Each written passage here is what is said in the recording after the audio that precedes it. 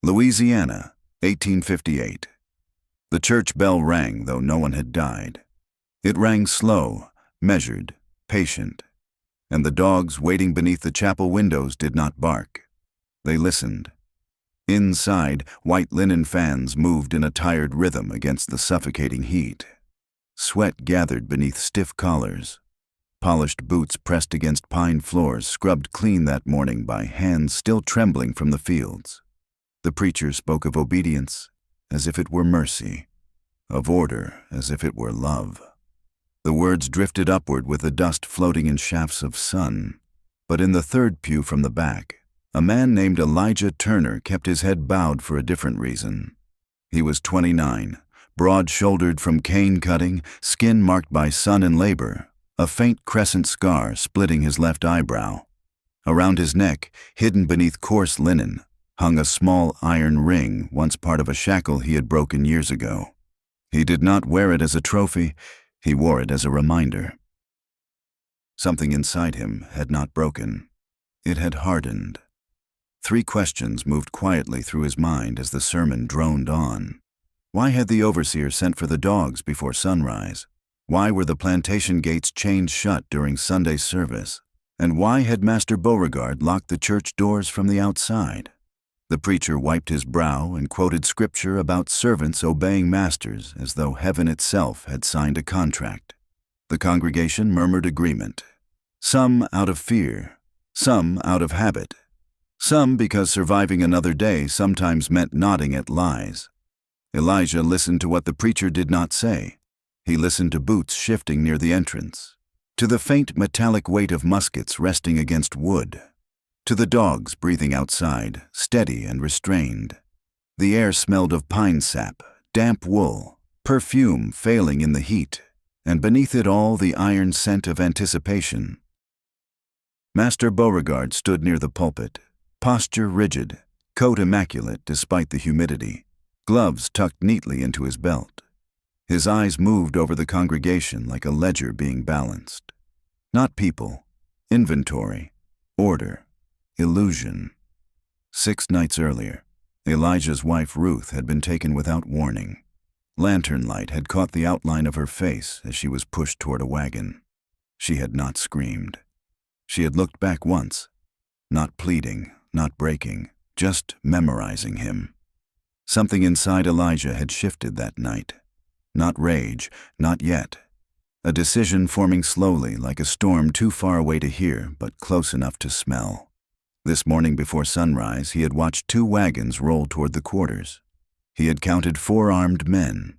He had seen chains coiled like sleeping snakes in the back. He had heard the overseer laugh. By noon, 5 children would be gone. That was the whisper passing through cane rows and kitchen shadows. That was why the gates were sealed.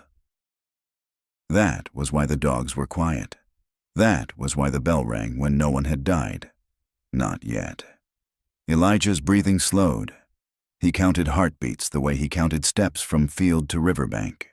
47 from the back pew to the side door, 11 to the pulpit, 6 from the pulpit to Master Beauregard's position when he stood to shake hands after service. He had been counting for months, watching guard rotations, listening to the way hinges groaned when opened quickly, studying which dog favored which handler, observing the preacher's habit of closing his eyes during final prayer. He had waited through heat that split lips and cold, that cracked skin. He had swallowed humiliation in front of men who quoted scripture with one hand and carried whips in the other. He had endured because survival required patience, but survival was no longer enough. The preacher's voice softened for the closing prayer. Heads bowed, eyes closed. Even some of the guards shifted into reverent stillness. The illusion of holiness settled thick and suffocating. Elijah felt the iron ring against his chest. He thought of Ruth's last glance. He thought of the children who would be chained before sunset. He thought of the locked doors. And in that silence between the final amen and the first lifted head, something irreversible unfolded inside him. That was the moment he stopped surviving and started deciding. The final amen hung in the air like smoke that refused to clear. Heads began to lift. Wooden pews creaked. The preacher inhaled as if to offer one more gentle reminder about obedience. Elijah did not wait for the handshake ritual that always followed. He had watched this choreography too many times. Master Beauregard would step forward first. The overseer would move half a pace behind him. 2 guards would shift closer to the side doors. The dogs would be unchained only after the white families exited. Every motion rehearsed, every breath predictable. Order, illusion. Elijah rose before the pattern completed. Not abruptly, not violently, just enough to interrupt the rhythm. A small disruption in a room built on compliance. The iron ring pressed cold against his chest. He felt the grain of the pew under his palm, rough and splintered from years of pressure. He heard a child cough 2 rows ahead. He smelled candle wax melting too fast in the heat. Master Beauregard noticed him standing. Their eyes met across the aisle. It was not defiance Elijah showed. It was clarity, the kind that unsettles men who mistake ownership for authority. "Sit," the overseer muttered without looking directly at him. Elijah did not sit. For a second that stretched longer than it should have. Nothing moved. The preacher's lips parted, uncertain whether to command or pray. A fly circled lazily near the altar. Outside, one of the dogs shifted its weight. The sound of its chain brushing dirt scraped softly against the chapel wall. Elijah stepped into the aisle. 1 step. Measured. Deliberate. 46 heartbeats from the side door. The overseer's hand dropped toward his pistol. The congregation stiffened as if pulled by invisible strings. Elijah did not reach for a weapon. He had none visible. That was part of the waiting. "Service is concluded," Master Beauregard said calmly, though a thin line of tension tightened his jaw. "Return to your seats." Elijah kept walking. 45. He passed a woman clutching her child too tightly. He saw fear flicker in her eyes, not of him, but of consequence. He understood that look. He had carried it for years. 44. A guard shifted, boot heel grinding against wood. The preacher raised a trembling hand. "Brother Elijah," he began, voice thin, "there is a time for order." Elijah stopped mid-aisle and looked toward the pulpit. "There is," he said quietly. His voice was steady, not loud, but it carried.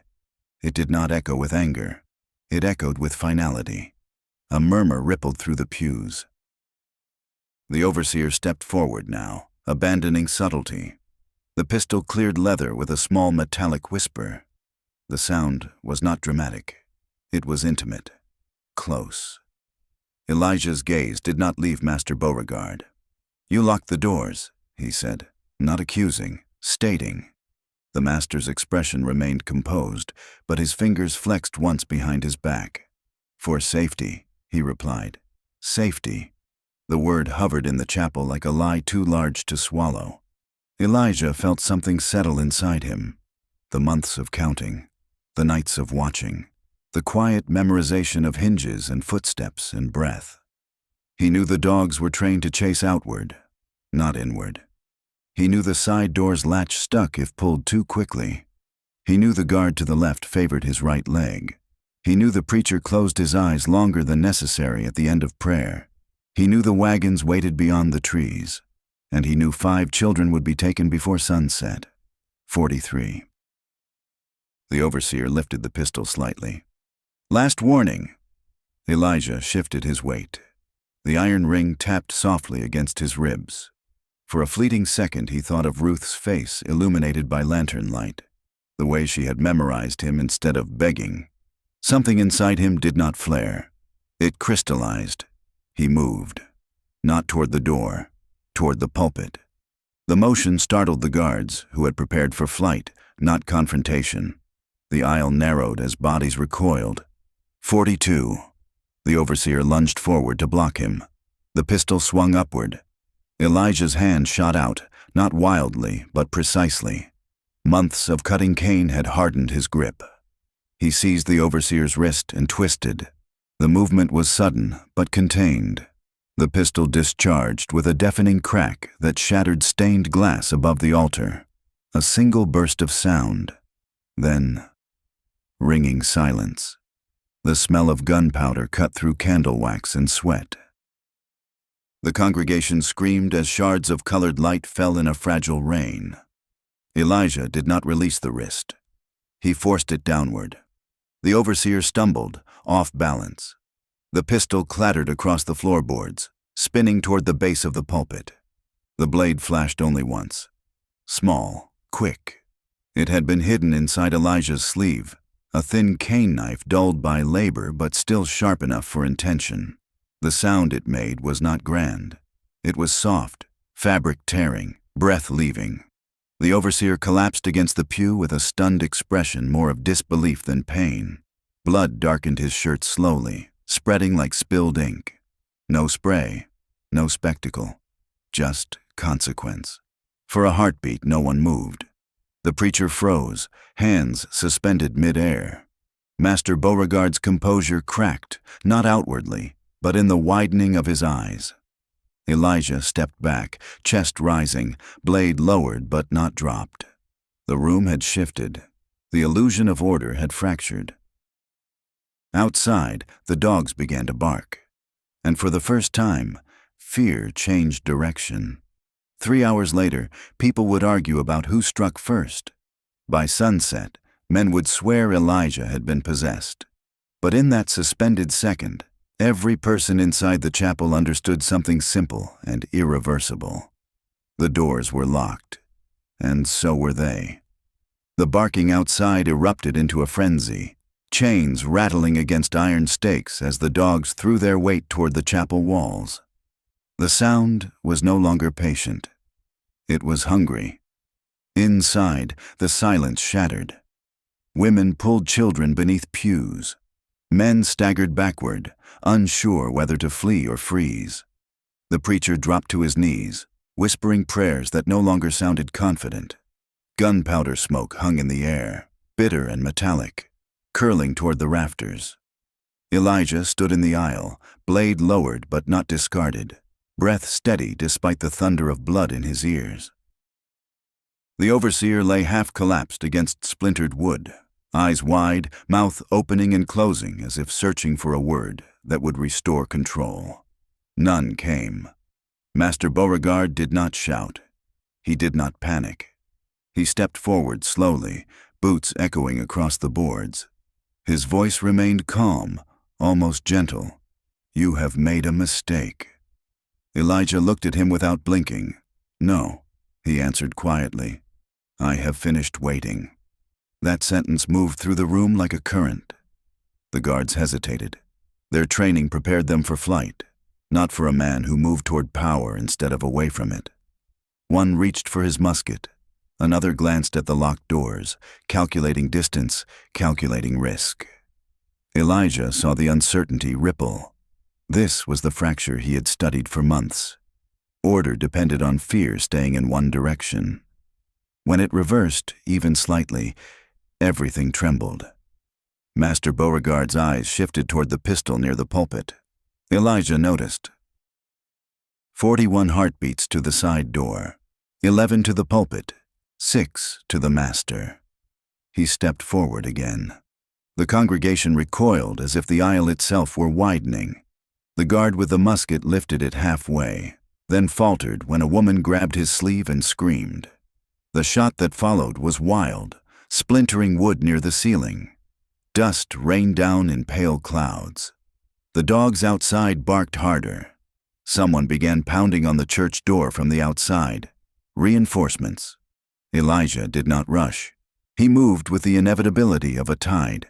He reached the pulpit first and kicked the pistol beneath it farther away. Master Beauregard lunged then, abandoning dignity for urgency. The two men collided, bodies striking hard against oak. The impact knocked the small Bible from the pulpit. It struck the floor with a hollow thud. Elijah felt the master's gloved hands claw at his collar, smelled cologne mixed with fear. Not rage, fear. The struggle was not elegant. It was desperate and close. Boots slid on fallen glass. The master's ring cut Elijah's cheek as they grappled. A second guard rushed forward. One of the enslaved men in the pews rose suddenly, blocking his path without fully understanding why. The room had shifted again. The blade flashed once more. Not theatrical, precise. The master staggered back, breath leaving him in a sharp, stunned exhale. His hand pressed against his side as crimson darkened the linen beneath his coat. He looked not furious but bewildered, as if the world had disobeyed him. He fell against the pulpit and slid slowly to the floor. The preacher screamed. The dogs outside howled as if answering. For a heartbeat, the entire chapel seemed to inhale at once. Then chaos erupted. Some ran toward the doors only to find them bolted. Others crouched low, unsure whether more shots would follow. Elijah raised his voice for the first time. "The children," he said. 2 words, clear, commanding. Something moved through the enslaved congregation like a current finally allowed to travel. A woman near the back rushed toward a side window. Another man overturned a pew and rammed it against the locked door. Wood splintered but held. Outside, men shouted. The pounding intensified. Elijah grabbed the fallen musket and struck the door's hinge exactly where he had memorized its weakness. Once, twice. The metal shrieked. On the 3rd strike, the hinge tore free. Light flooded the threshold as the door sagged outward. The dogs lunged forward, but their handlers were still fumbling with chains. One dog broke loose, sprinting inside. It slowed when it saw the overturned pews and the bodies on the floor. It hesitated. Elijah met its gaze. For a fraction of a second, animal and man assessed each other. The dog backed away, confused by a room no longer aligned with its training. Outside, a storm cloud that had been gathering all morning finally cracked open. Rain slammed against tin roofs and dirt paths in a sudden, violent downpour. Mud formed instantly beneath boots. Gunshots fired from the yard, but the rain swallowed some of their sound. Visibility blurred. The world itself seemed to intervene. Elijah turned to the congregation. "Now," he said. They moved. Not orderly, not coordinated, but moving. Toward the tree line, toward the river, toward any direction not defined by chains. The wagons meant for children stood abandoned in the yard, chains rattling in the storm. Elijah felt the iron ring at his chest grow warm against his skin. He did not look back at the chapel. He did not look at the bodies on the floor. The illusion had ended. But escape had not yet begun. By sunset, every armed man within miles would be searching. By sunrise, dogs would track through mud and water. And somewhere in the chaos, 5 children were still unaccounted for. If you think escape was impossible, wait.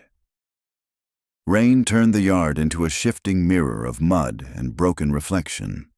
The bell above the chapel door swung wildly in the wind, striking metal against metal in frantic, uneven bursts. The wagons stood half-tilted where the horses had panicked, leather reins snapping against wood. Chains meant for small wrists clanged against the sides with every gust. Elijah scanned the yard through sheets of rain. He counted again, even now. Not heartbeats this time, bodies, faces, movement. He saw women sprinting toward the cane rows, skirts heavy with water. He saw 2 men dragging the splintered door aside so others could pass. He saw a guard crawling through mud, reaching for a fallen musket. He did not see the children. The dogs, confused by thunder and smoke, barked without direction. One handler shouted commands that dissolved into the storm. Another slipped and fell hard against the wagon wheel. Gunshots cracked through the downpour, muffled but still lethal. Mud splashed where bullets struck. Elijah grabbed the arm of a young boy frozen near the porch steps and shoved him toward the tree line. "River," he said. The boy ran. A white woman emerged from behind the chapel, pale and trembling, clutching a parasol that offered no protection. She stared at the bodies inside through the open doorway, then at Elijah. Their eyes locked for a brief second. Not hatred, not sympathy, recognition that the world had shifted. She stepped backward, uncertain. Elijah turned away. 3 minutes into the storm, the plantation no longer felt permanent. It felt fragile. He ran toward the wagons. Chains lay coiled in the back like shed skins. He ripped one free and hurled it into the mud, burying it beneath his heel. Thunder split the sky directly overhead. Lightning illuminated the yard in stark white. In that flash he saw them. 2 of the children crouched beneath the far wagon, hands over ears. A third trapped behind a stack of feed barrels. The remaining 2 were nowhere in sight. Elijah sprinted through sucking mud and dropped to his knees beside the wagon. "Come," he urged, voice low but firm. The children hesitated only a second before crawling toward him. Their faces were streaked with rain and terror. A gunshot rang closer this time. A man shouted his name. Elijah grabbed both children by the shoulders and pushed them toward the cane fields. "Follow the others. Do not stop." They ran, small legs slipping but determined. He turned to the barrels. The trapped child struggled to free her dress from a splintered nail. Elijah yanked the fabric loose, ignoring the tear. "Run to the river," he said. She nodded and vanished into green stalks. That left 2 missing. Elijah's chest tightened. He scanned the yard again. A horse bolted past, reins trailing. A guard limped toward the main house, blood seeping from his temple. The rain intensified, drumming so hard it blurred distance. Then he heard it, crying, faint. Not from the yard, from the slave quarters beyond the smokehouse. He ran. Each step felt heavier as mud clung to his calves. Behind him, more gunshots. One ball tore through cane leaves inches from his shoulder. He did not slow. The quarters were chaos, doors flung open, bedding overturned.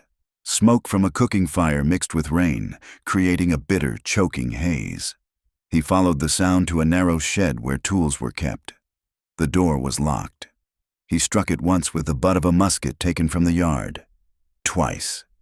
The wood splintered.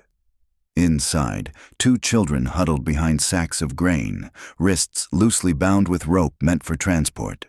They stared at him as if unsure whether he was rescue or further harm. He cut the rope quickly. "Stay close," he said. As they stepped into the rain, a figure appeared at the end of the row. A white guard, younger than the others, rifle trembling in his hands. He looked no older than 19. Rain streamed down his face, mingling with something like doubt. He had a clear shot.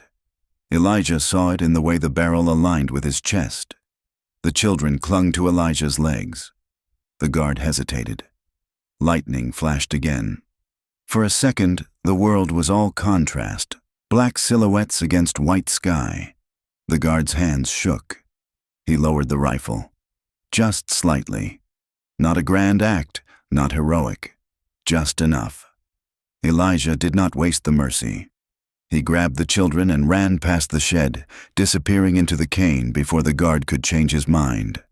Behind them, men shouted for hounds to be released, but the storm had flooded the low fields. Water pooled ankle deep, then calf deep. Scent dissolved into rain. Dogs howled in frustration. By the time Elijah and the children reached the edge of the riverbank, the plantation bell had fallen silent. The river swelled from the storm, brown and violent, branches spinning in its current. On the opposite bank lay swamp, thick with cypress and hanging moss. No clear path, no guarantee, only distance. He gathered the children close. "We cross," he said. The smallest began to cry again. Elijah lifted him onto his shoulders and stepped into the water. It was colder than expected. The current tugged immediately, testing balance. Mud sucked at his feet beneath the surface. Thunder rolled overhead like distant artillery. Halfway across, he stumbled as a submerged branch struck his shin. One child slipped, vanishing momentarily beneath the surface. Elijah dropped to one knee, grabbed blindly, and caught fabric. He hauled the child upward, coughing but alive. "Hold," he commanded. They moved inch by inch. On the far bank, cane leaves trembled as armed men emerged, too late to stop them from entering the river. Gunshots cracked across water, but the rain distorted aim. One bullet struck the surface inches from Elijah's shoulder, sending up a spray of muddy foam. He did not turn. He did not look back. When they reached the opposite bank, he pushed the children upward first. Small hands clawed into wet soil and roots. He followed last, muscles burning, breath ragged. They collapsed briefly beneath a curtain of moss. Across the river, men shouted in frustration. Dogs barked but would not enter the current. The storm raged on, swallowing commands. Elijah pressed his forehead to the earth for a single second. Not gratitude, not relief. Calculation. 7 miles of swamp between them and the nearest road north.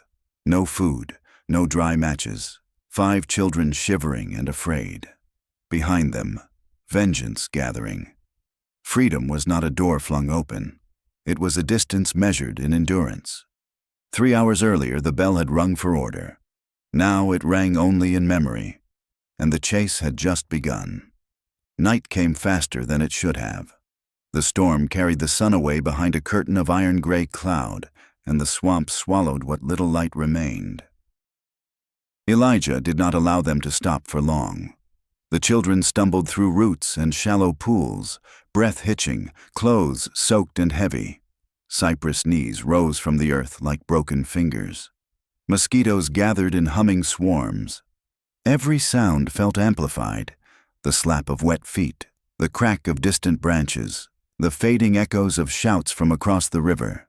By full dark, the plantation was only a rumor behind them. But rumors travel. Elijah moved them deeper, angling north by memory of the river's bend.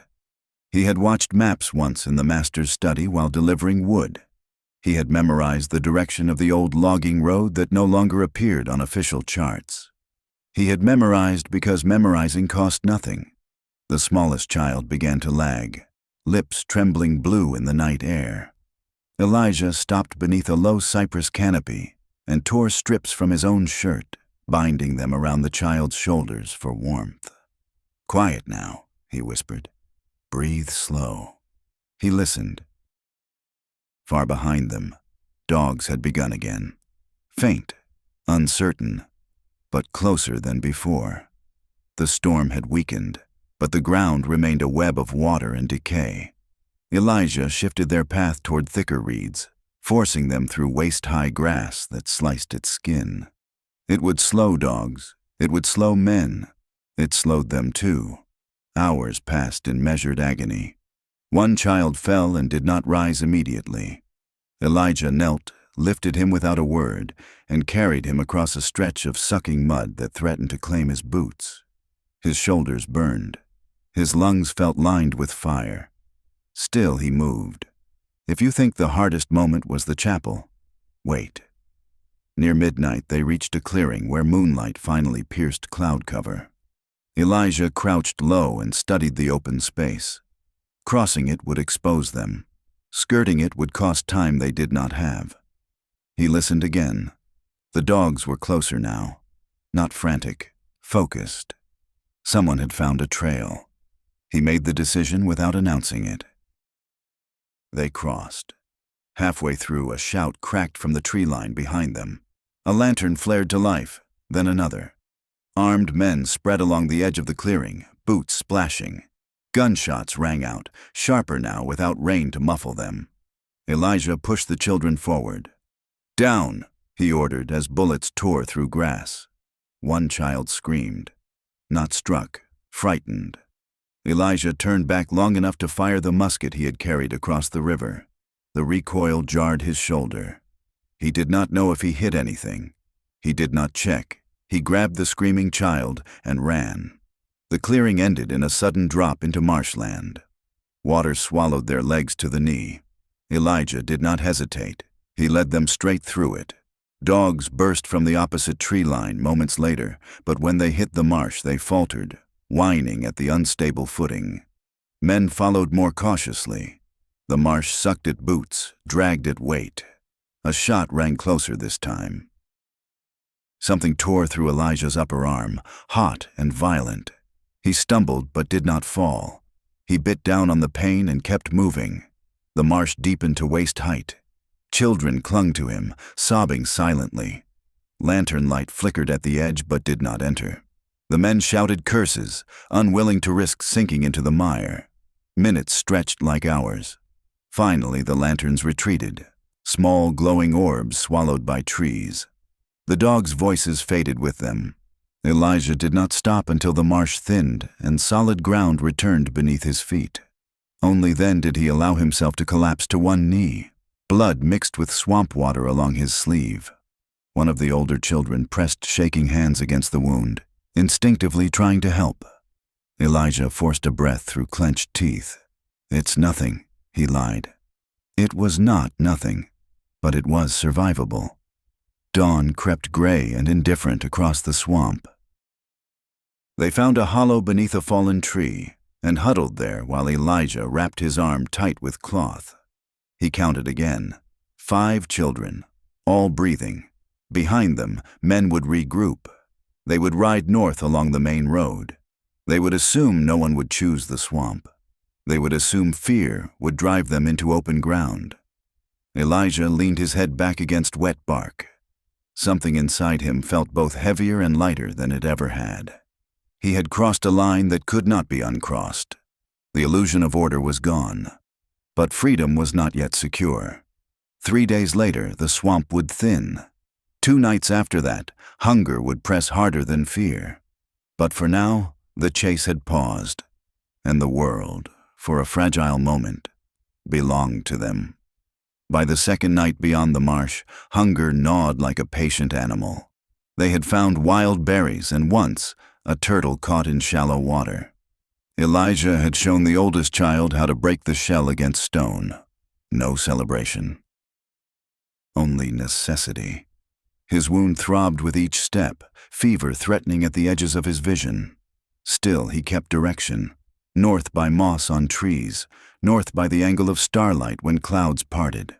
On the 4th morning they heard wheels, not behind them, ahead. Elijah motioned for silence and eased toward the sound. Through brush he saw a narrow logging road and a small wagon halted beside it. A white man sat atop the bench, hat low over his eyes, reins slack in his hands. Not a planter, not armed like a patrol. His clothes were plain, his posture wary. Elijah stepped into the road slowly, children hidden behind brush. The man's hand drifted toward the shotgun beside him, but did not lift it. They studied one another in silence, thick with consequence. "You're far from where you're meant to be," the man said quietly. Elijah did not answer.